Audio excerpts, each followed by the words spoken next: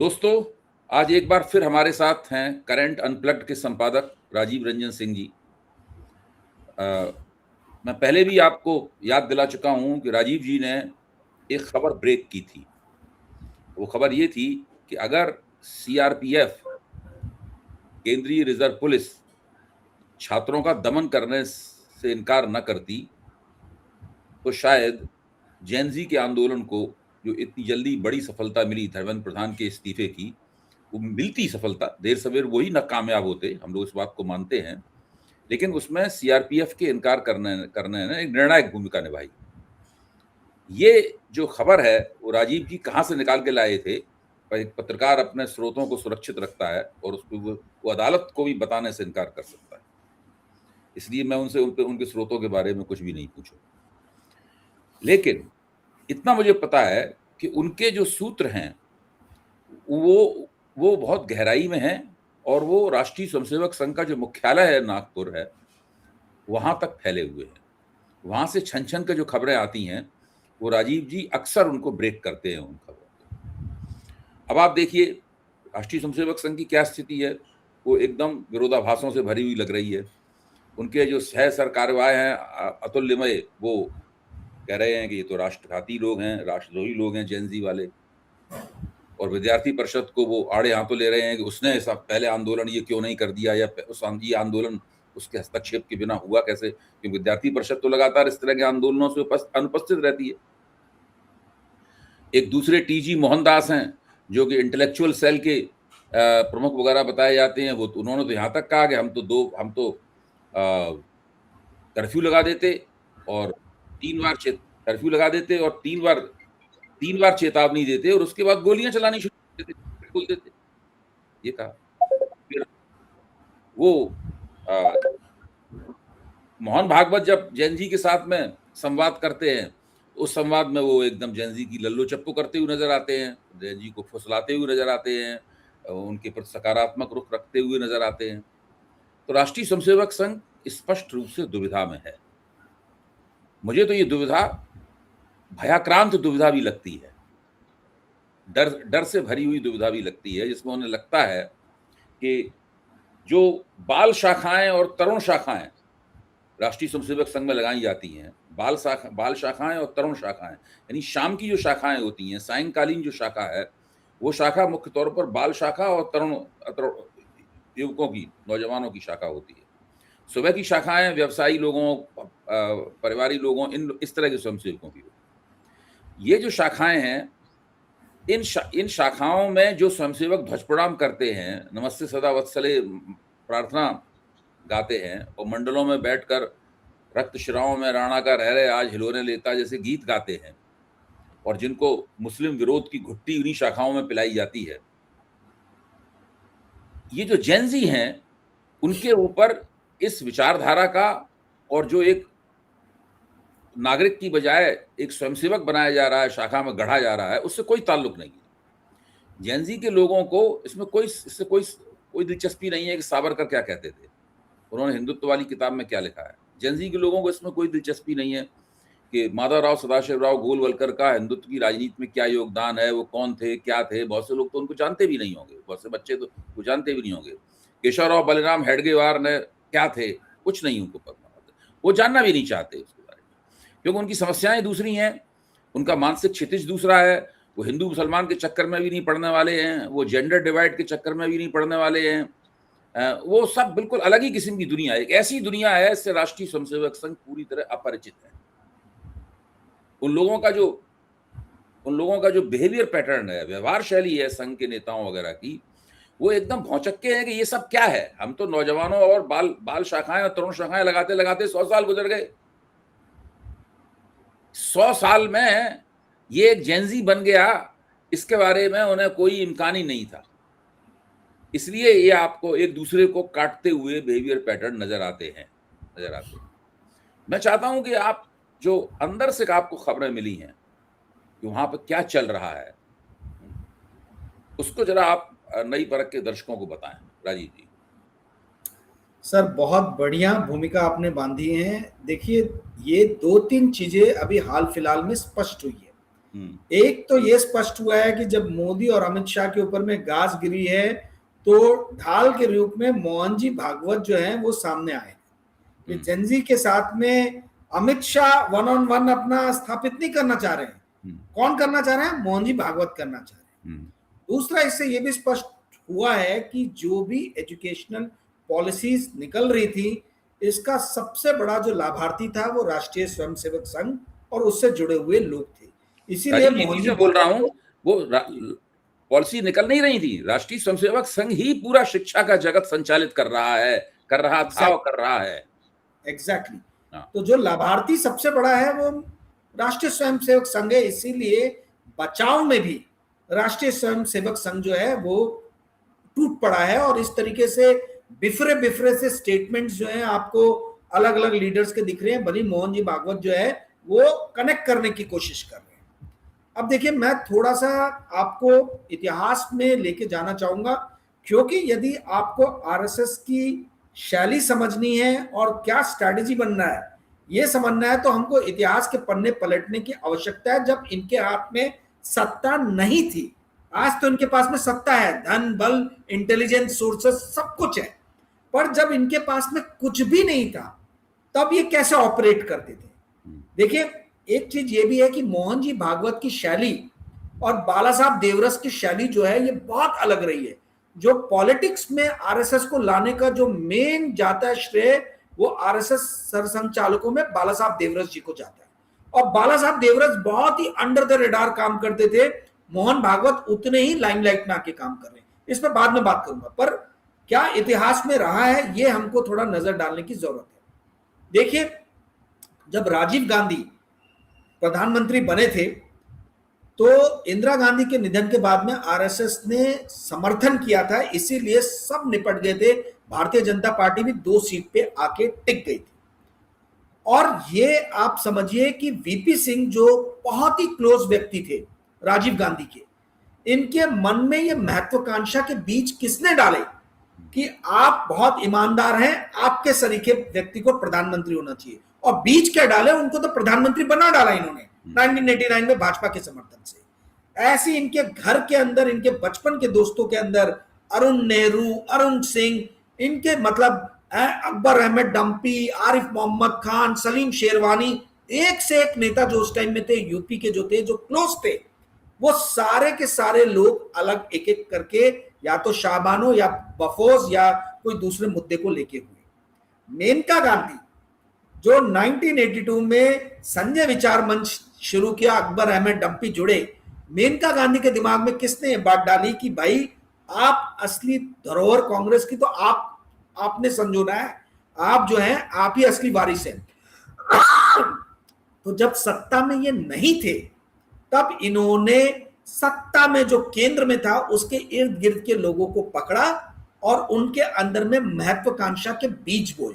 मैं आज वो बातें बता रहा हूं जो पब्लिक डोमेन में नहीं और कोई जानता भी नहीं है, ठीक है आज। और आप उसी का नतीजा देखिए अभय जी, उत्तर प्रदेश में कांग्रेस का जनाजा निकाल दिया, मातम निकाल दिया। 1989 में लास्ट मुख्यमंत्री एनडी तिवारी हुए, उसके बाद में उत्तर प्रदेश में इनकी सत्ता वापस नहीं आ पाई कांग्रेस की। और ना केवल उत्तर प्रदेश में, 1967 से तमिलनाडु में, 1977 से वेस्ट बंगाल में, 1989 से बिहार में, 2013 से दिल्ली में, आई मीन जहां से भी कांग्रेस गई, कांग्रेस वापस पलटी नहीं मार पाई। 1999 में उड़ीसा से, और हर जगह पे आप देखिएगा अधिकतर राज्यों में भाजपा ने कांग्रेस को रिप्लेस किया। और आप ये देखिए मेनका गांधी हो, आज मेनका गांधी कहां है? भाजपा की गोद में बैठी है। वीपी सिंह उनके समर्थन से प्रधानमंत्री बने। कहां है अकबर अहमद डंपी? कहां है सलीम शेरवानी? सब गायब है। जब माइनॉरिटीज की राजनीति या उनके ऊपर में बर्बरता बढ़ती जा रही है, ऐसे इल्जाम लगते थे, सब लोग गायब है। कहां है आरिफ मोहम्मद खान? आज भाजपा की गोद में जाके बैठे हुए हैं। कहने का अर्थ यह है कि यह पूरा कांग्रेस को समाप्त किया गया शंका के बीज डाल के या महत्वाकांक्षा के बीज डाल के। और अब भारतीय जनता पार्टी और राष्ट्रीय स्वयंसेवक संघ को समझ में आ रहा है 1980 का टेम्पलेट जो है वो फिर से दोहराया जाने वाला है। मार्क माई वर्ड्स, मैं आपको बता रहा हूं। पर इस बार थोड़ा सा चित्र अलग है। चित्र क्या अलग है? देखिए, अरविंद केजरीवाल तो निपट गए। अरविंद केजरीवाल के जितने भी करीबी लोग हैं इनको इन्होंने अपने साथ में कर लिया है। मोस्टली सातों राज्यसभा पंजाब से जो आते थे वो चली गए, पर अरविंद केजरीवाल की जो बैकबोन थी, जो टीम थी, जो युवा शक्ति अरविंद केजरीवाल के साथ जुड़ी थी, उनका ताकत, उनका दमखम जो है इस मूवमेंट में नजर आ गया है। ये आरएसएस को भी नजर आ गया है, भाजपा को भी नजर आ गया है, और ये भौचक्के हैं इन लड़कों की प्रतिभा और इन लड़कों के ऊर्जा से। और ये बोल रहे हैं कि क्या बेवकूफ आदमी था अरविंद केजरीवाल की अपनी महत्वाकांक्षा में उसने पार्टी जो है वो बढ़ने नहीं दी, नहीं तो इसका बैकबोन, इसके पीछे इतने सशक्त लोग हैं जो डिजिटली इतने स्ट्रांग है, ठीक है, और युवाओं के साथ में उनका कनेक्ट है। आप रांका देख लें कि दिप्के देख लें, आप सौरभ दास देख लें, जितने भी लोग हैं ये सब के सब आम आदमी पार्टी से जुड़े हुए हैं। अब जो है नजर आरएसएस की ये युवा टैलेंट के ऊपर में गई है, ठीक है, और ये समझने की जरूरत है कांग्रेस को भी और दूसरी विपक्षी पार्टियों को भी। परिवारवाद जब तक इनकी पार्टियों में रहेगा पार्टी बढ़ेगी नहीं। जब तक आप टैलेंट स्पॉट नहीं करोगे, जैसे भारतीय जनता पार्टी करती है, हेमंत बिस्व शर्मा हो या बंगाल वाले वो सीएम हो, है तो सब कांग्रेस के लीडर, टैलेंट स्पॉट करके वो अपनी तरफ ले आए। तो अब उसी पे काम चल रहा है। इनको ये समझ में आ गया, जैसे आपने अपनी भूमिका में बताया, कि जेनजी के साथ में आरएसएस कनेक्ट नहीं कर पाया, भले कितने भी इन्होंने शिविर, तरुण शिविर और दुनिया भर के शिविर चला दिए। इनको ये समझ में आया कि खास क्लास, एक खास वर्ग का युवा है जिसमें अभी तक हमारी पैठ नहीं जमी, ठीक है, और उस युवा को कैसे अपने फोल्ड में लाना है। जैसे 1980 में वीपी सिंह सरीखे लोगों को, मेनका गांधी जैसे लोगों को इन्होंने, आरिफ मोहम्मद खान तो खैर बहुत बाद में, इस सरीखे लोगों को जो अपने फोल्ड में लेके आ गए। और ये भाजपा नहीं करती है, ये संघ करता है। ब्रेन जो है वो संघ का है। इसीलिए जब जब भाजपा के ऊपर में प्रहार होता है तो बीजेपी के लीडर पीछे छुप जाते हैं संघ के। आज आप देखिए संघ सामने है, संघ हर तरफ से, आपको जितने भी आपने लोगों के वक्तव्य दिए, बयान आपने सुना है शुरू में, वो सब संघ के हैं। बीजेपी के लीडर खामोश हैं, वो कोई नहीं बोल रहा कि हम गोलियां चलवा देते या जो कर्फ्यू लगा देते। बीजेपी के नेता खामोश हो गए और वो थॉट के, संघ के थॉट के पीछे, ये संघ के पीछे चले गए। तो अब पूरा का पूरा संघ के हाथ में पावर है, और वो टेम्पलेट जो 1980s में संघ ने दोहराई थी जब ये सत्ता में नहीं थे, वो टेम्पलेट जो है वो अब 2025 में दोहराई जाने वाली है। जितनी भी पार्टियों में युवा नेता अच्छे हैं, जिनको वहां की पार्टियां भाव नहीं दे रही हैं, आप ये समझ लीजिए, उन लोगों को संघ जो है बहुत बड़ा प्लेटफॉर्म प्रोवाइड करेगा, डायरेक्टली या इनडायरेक्टली। अब इन युवा नेताओं पे डिपेंड करता है कि कितना उस फोल्ड में जाते हैं। हमने देखा है बहुत सारे लोग मोदी को, संघ को गालियां मारे, चाहे राघव चड्डा हो, चाहे सयानी घोष हो, बट आज हाथ जोड़ के वहीं खड़े हैं। तो ये तो नए बच्चे हैं, इन्होंने अभी तक पावर देखा नहीं है। तो ये क्या कल जाके हाथ जोड़ के खड़े हो जाएंगे, ये आगे आने वाला दिन जो है वो बताएगा। जी अभय जी। तो आपका कहने का मतलब ये है कि राष्ट्रीय स्वयंसेवक संघ ने एक रणनीति बनाई है जिसके तहत वो उस डिजिटल उन्मुख पीढ़ी को अपने साथ जोड़ना चाहती है जिसको अभी तक नहीं जोड़ पाई। ये 2000 नई सहस्राब्दी में डिजिटल उन्मुख पीढ़ी की शुरुआत हुई। जब डिजिटल दुनिया खुलनी शुरू हुई तो उसके साथ इस पीढ़ी की शुरुआत हुई। राष्ट्रीय स्वयंसेवक संघ ने इस तरफ ध्यान नहीं दिया। उसकी शाखाओं में और उसके दूसरे जो प्रकल्प थे, उन प्रकल्पों में ऐसा कोई उन्होंने कार्यक्रम नहीं ले पाया जिससे वो इस पीढ़ी के साथ जुड़ सकें। इसलिए वो चौंके भी, थोड़े घबराए हुए भी हैं, थोड़े स्तब्ध भी हैं कि ये चीज उनके हाथ से छूट कैसे गई।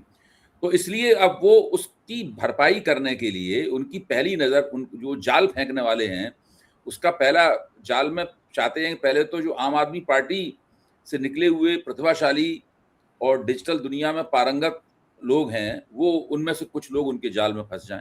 ये सारे के सारे फंस जाएं तो और अच्छी बात है, कुछ लोग फंस जाएं तो और फिर दूसरी पार्टियों पे भी उनकी निगाह है, उनको भी अपनी ओर खींचेंगे। उसके लिए कोई ना कोई मंच बनाएंगे, प्रकोष्ठ बनाएंगे, ये सब कुछ ना कुछ जो तरीके होते हैं इन तरीकों को अपनाया जाएगा। लेकिन अभी तो इन सब कामों में देर लगेगी। देखिए, ये तो संघ ने और भाजपा ने जेनजी के मामले में जो अर्ली मूवर एडवांटेज होता है वो खो दिया है। अब मतलब जो, अगर ये एडवांटेज उन्होंने नहीं खोया होता तो वो विद्यार्थी परिषद से ये नहीं कह रहे होते कि भाई आप क्या कर रहे थे जब ये आंदोलन पनप रहा था, ये उठ रहा था। जी हाँ बोलिए। सर संघ जो है कभी भी शॉर्ट टर्म नहीं देखता है। संघ की बहुत ही दूरगामी लॉन्ग टर्म जो है परियोजनाएं रहती हैं। अभी आप ये देखिए कि 1980 में जो प्रकल्पना शुरू हुई थी वो 1998-97 में अटल बिहारी जब आए थे तब उनको मिली और 2014 में एकदम संपूर्ण रूप से उनके हाथ में आ गई।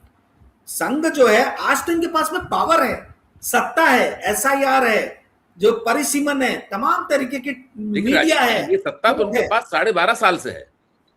ये सत्ता अभी 6 महीने नहीं आई, लेकिन ये 12.5 साल, जी 12.5 साल से इनके पास जो सत्ता है उसमें ये जेंजी वाला जो जीव है जो अचानक प्रकट हो गया है, ये तो बहुत पहले से मौजूद था।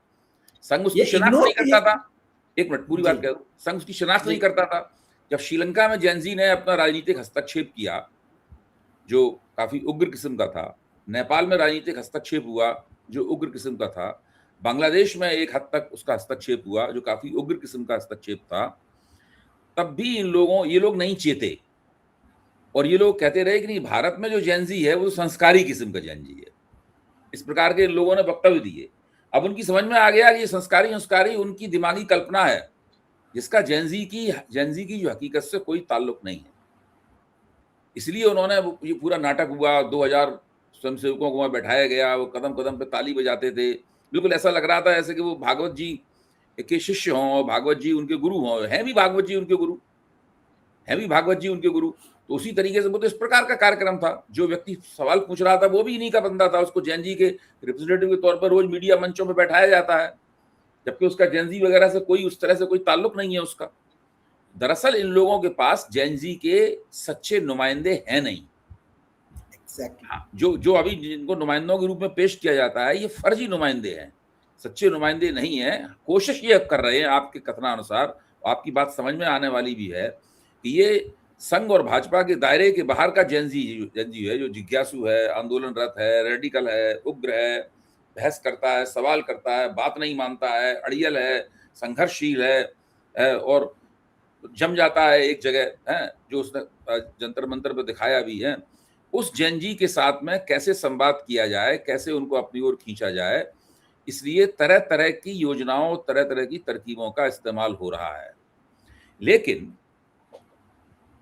क्या ये ऐसा कर पाएंगे? क्योंकि दो जुबानों में बोल रहे हैं ना। एक ये भी जुबान, अब वैसे आज हरियाणा की जो प्रदेश अध्यक्ष है उन्होंने कह दिया कि भाई वहां तो कोई असली नौजवान तो थे ही नहीं उस आंदोलन में। अभी भी बोल रही हैं, मतलब अभी भी कुछ ना कुछ बोल रहे हैं। तो ये सब जो हो रहा है इसमें राष्ट्रीय स्वयंसेवक संघ किस मुकाम पर कहां खड़ा हुआ है, क्या सोचता है? क्योंकि ये तो तय है, अगर इन्होंने इस जेंजी की गर्मी को शांत नहीं किया और ये 29-30% वोट जो है ये इनके खिलाफ चला गया, बीजेपी के खिलाफ चला गया, तो ये सत्ता से दूर, सत्ता इनके हाथ से चली जाएगी। क्योंकि इनको बहुमत जो प्राप्त है जो वो तो बहुत थोड़ा सा है, कगार पे खड़े हुए हैं बहुमत के खोने के, कभी 40% तक पहुंच भी नहीं पाए। तो ये इनके हाथ सत्ता चली जाएगी और बहुत बुरी तरह इनकी पिटाई होगी चुनाव में। साथ में डर इनको ये भी है कि इन जेंजी के जो माता पिता हैं वो कहीं हमने उनके बेटों के साथ जो सलूक किया है उससे नाराज हो गए, वो भी हमारे खिलाफ ना हो जाएं। इसलिए बीजेपी ने पोस्टर निकाला है, एक बड़ा दिलचस्प पोस्टर निकाला है जिसमें जेंजी के माता पिता दिखाए गए हैं कि हमने अपने बेटे को बड़े अच्छे संस्कार दिए हैं, वो एक भटकती हुई राह पे नहीं चल सकता। तो ये जेंजी का समर्थन तो इस पे तो उम्मीद है ही नहीं कि उन्हें मिलेगा। लेकिन जेंजी के माता पिता जो 45 साल के हैं, 50 साल के हैं या 55 साल के हैं, उनका भी समर्थन ना चला जाए, इसलिए इनकी सांस रुकी जा रही है। जी राजीव जी देखिए सर, 2-4 सोशियोलॉजिकल जो चेंजेस हुए हैं, क्यों अड़ियल आपने बोला जेंजी जो है वो उसका रुख दिख रहा है। एक तो सबसे पहले समझने की जरूरत है, भारत की जो आज की डेट में मीडियन एज है वो है 29 ईयर्स। भारत की जो मीडियन एज है 29 साल है। बहुत ही युवा राष्ट्र है Bharat in comparison with USA या जो भी विकसित राष्ट्र है। 39 ईयर्स है यूएसए में, मतलब हर यूरोपियन नेशन का जो है मीडियन एज भारत से ज्यादा ही है, कम नहीं है।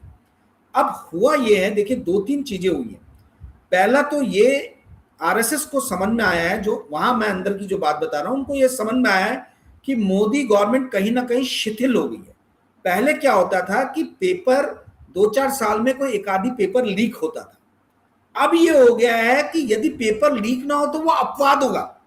पहले अपवाद होता था कोई पेपर लीक हो जाए, अब राजीव ऐसा जी, है इसमें कि एक और बात हुई, माफ कीजिए बीच में, इसमें एक और बात हुई। मैं आमतौर पर अपने वक्ताओं को बीच में रोकता नहीं हूं। जो सीबीआई ने अपनी रिपोर्ट दाखिल की है, जांच रिपोर्ट दाखिल की है, जो पहले बताई नहीं थी, उसमें सीबीआई ने खुद कहा है कि एनटीए के लोगों ने, जिन्होंने पेपर बनाया था, पर्चे बनाए थे, उन्होंने उन पर्चों को याद कर लिया, फिर मतलब उन्होंने रट लिया उन पर्चों को, सवालों को, फिर जाके उनको लीक किया। अब ये लोग जो पर्चा बनाने वाले थे, एनटीए के लोग थे, ये लोग तो सब आरएसएस के ही लोग थे। जी आप बोलिए। मैं आपको आज ऐसी बात बताऊंगा जिसपे कोई मेन स्ट्रीम मीडिया और यूट्यूब के मीडिया ने ध्यान नहीं दिया। हालांकि ये मैंने अपने channel current unplug by Rajeev पे 4-5-6 दिन पहले ही ये चीज बताया था। देखिए, वो कुलकर्णी प्रोफेसर जिसने केमिस्ट्री का पेपर बनाया था जहां से लीक हुआ है, वो कहां का? वो पुणे का। जो प्राध्यापिका महिला जिन्होंने उसको ट्रांसलेट किया था, वो कहां की? वो पुणे की। और ये कुलकर्णी प्रोफेसर जहां जाके पढ़ाता था, वो किसका? तो लातूर में जाके वो कुछ सिलेक्टेड स्टूडेंट्स को पढ़ाता था। अब ये सारा कांड हुआ महाराष्ट्र में। और जो ये पेपर लीक हुआ, ये पेपर लीक कहां हुआ है? पेपर लीक की कंप्लेन जो हुई है वो कहां दर्ज हुई है? सीकर, राजस्थान में। क्योंकि एक ईमानदार व्यक्ति के बेटे ने आके अपने बाप को कहा कि मुझे पैसा दीजिए, मेरे पास में पेपर आ जाएगा। उस बाप ने बोला कि नहीं, और शौक लगा और जाके उसने राजस्थान में कंप्लेन की, और राजस्थान पुलिस ने इन्वेस्टिगेशन किया। बाद में महाराष्ट्र पुलिस जुड़ी है। तो ये, और देवेंद्र फडणवीस पे कोई सवाल या निशान नहीं हो रहा। सीएम है, गृह मंत्री है, गृह मंत्रालय उनके पास में है। ये प्रोफेसर कुलकर्णी पुणे का, प्राध्यापिका पुणे की, लातूर वाला मेडिकल इंस्टीट्यूट जो कोचिंग इंस्टीट्यूट चला रहा है वो महाराष्ट्र का। ये सारा कांड हो रहा है महाराष्ट्र में, और महाराष्ट्र पुलिस कहीं शक के घेरे में नहीं है। महाराष्ट्र का सीएम, महाराष्ट्र के गृह मंत्री ही सीएम है, वो कहीं शक के घेरे में कोई बात ही नहीं कर रहा। ठीक है, अब मैं ये क्यों बोल रहा हूं? क्योंकि जो आपने पिछले मेरे इंटरव्यू में पूछा था कि क्यों देवेंद्र फडणवीस को बुलाया गया आनंद फानंद में, कुछ मुझे खबरें ये भी मिली हैं कि अमित शाह और मोदी बहुत ज्यादा नाराज थे इनसे। गृह मंत्रालय भी तुम्हारे पास, सीएम भी तुम ही, और तुम्हारे राज्य से पेपर लीक हो रहा है, तुम्हारे नाक के नीचे से पेपर लीक हो रहा है, और पूरे महाराष्ट्र में नहीं, पूरे भारतवर्ष में हमारी थू थू हो गई है। और आज देवेंद्र फडणवीस एकदम शांति से बैठे, को उनके ऊपर में कुछ क्वेश्चन भी नहीं कर रहा। धर्मेंद्र प्रधान का विकेट गया, अमित शाह के ऊपर में जो है गाज गिरी हुई है, इथेनॉल में नितिन गडकरी लंबे हो जाएंगे, मोदी जी फ्रेंच कर रहे हैं, और जिसके राज्य में सब हुआ है उस पर किसी का ध्यान ही नहीं है। तो खैर, एनीवेज, थोड़ा मुद्दे से भटक गया। नहीं, महत्वपूर्ण बात कही, नहीं मुद्दे से नहीं हटे आप बिल्कुल ठीक कह रहे हैं। ये राष्ट्रीय स्वयंसेवक संघ क्या अंदरूनी तनाव, अंदरूनी अंतर्विरोध है निश्चित रूप से। और उसमें देवेंद्र फडणवीस जो कि प्रधानमंत्री पद की महत्वाकांक्षा रखते हैं, जिनके बारे में कहा जाता है कि वो प्रधानमंत्री बनना चाहते हैं, ये सब भी बातें हैं। देखिए, वहां पर एकनाथ शिंदे को भी बुलाया गया था, और उनको दोनों को एक साथ बुलाया गया था। शिंदे गए नहीं थे, शिंदे गए नहीं थे, गए थे केवल ये। तो इसका मतलब ये है कि वहां पर जाके इनसे इनकी क्लास लगाई गई कि भाई ये आपके यहाँ क्यों हुआ। मुझे तो लगता यह है कि बात ये होती होगी, ये नहीं होती होगी कि आपके यहाँ कैसे हुआ। बात ये होती होगी कि भाई जो हो रहा था उसको आपने एक्सपोज क्यों होने दिया। दोनों बातों में फर्क है।